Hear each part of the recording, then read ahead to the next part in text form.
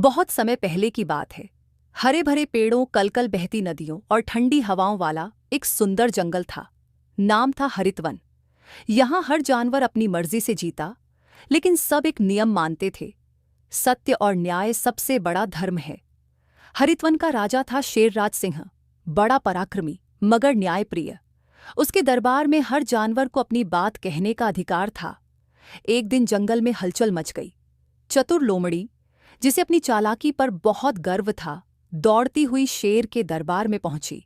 महाराज, लोमड़ी ने जोर से कहा, मुझे न्याय चाहिए। कुत्ता भोंकू ने मेरे घर में घुसकर मेरा सारा खाना चुरा लिया। शेर ने कड़ी आवाज में पूछा, क्या यह सच है भोंकू?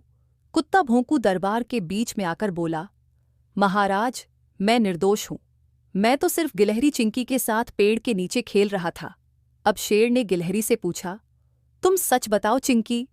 गिलहरी ने डरते हुए कहा, महाराज, मुझे तो नहीं पता कि खाना किसने चुराया, लेकिन मैंने लोमड़ी को एक दिन पहले मोर मोरिया से झगड़ते देखा था। शायद उसका गुस्सा भोंकू पर निकल रहा हो। अब मोर भी दरबार में बुलाया गया। उसके साथ आई उसकी दोस्त चिड़िया च्यू, जो जंगल में सभी को न्याय और मेलजोल का पाठ पढ़ाती थी। चिड़िया बोली, महाराज, मैं भी उस दिन वहीं थी। सच कहूं तो मैंने देखा कि लोमड़ी खुद अपने घर से कुछ सामान निकालकर कहीं छिपा रही थी। वो किसी को फंसाना चाहती है। शेर कुछ सोच में पड़ गया। उसी समय गिलहरी चिंकी चीख उठी, महाराज, कोई तो जंगल में आग लगा रहा है। धुआं बढ़ता जा रहा है। शेर ने तुरंत आदेश दिया, सब जानवर अपने अपने स्थान पर जाएं। मोर और चिड़िया जंगल के ऊपर से उड़कर देखें कि आग कहाँ लगी है। कुत्ता और लोमड़ी मेरे साथ चलें। जंगल के बीचों बीच एक गड्ढे के पास धुआं उठ रहा था। शेर, लोमड़ी और भोंकू वहां पहुंचे। देखा कि कुछ सूखी लकड़ियां और पत्ते जल रहे थे और वहां लोमड़ी की गंध आ रही थी।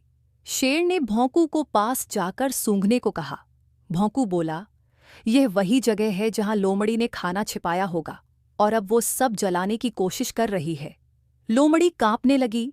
चिड़िया और मोर भी ऊपर से देख कर आए और पुष्टि की कि आग लोमड़ी के घर के पीछे से लगी थी। अब पूरा दरबार फिर से इकट्ठा हुआ।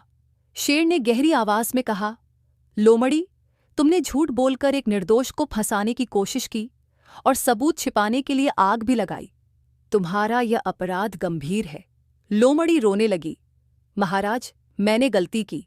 मुझे माफ कर दो। मैंने सिर्फ इसलिए किया क्योंकि मेरे पास खाने को कुछ नहीं था और सब मुझे चालाक कहते हैं। मैंने सोचा मैं कुछ भी कर सकती हूं। चिड़िया ने दया से कहा, महाराज, लोमड़ी ने गलती मानी है। अगर आप आज उसे माफ कर देंगे तो यह जंगल में सुधार की शुरुआत होगी। शेर ने कुछ पल सोचा, फिर बोला, लोमड़ी को माफ किया जाता है, लेकिन एक शर्त पर। वो पूरे 1 महीने जंगल के सारे बुजुर्ग और बीमार जानवरों को खाना पहुंचाएगी और हर दिन अपने व्यवहार की समीक्षा करेगी चिड़िया के साथ। लोमड़ी ने सिर झुकाकर स्वीकार किया। कुछ समय बाद वो सच में बदल गई। अब वो हर जानवर की मदद करती और भोंकू उसका सबसे अच्छा दोस्त बन गया।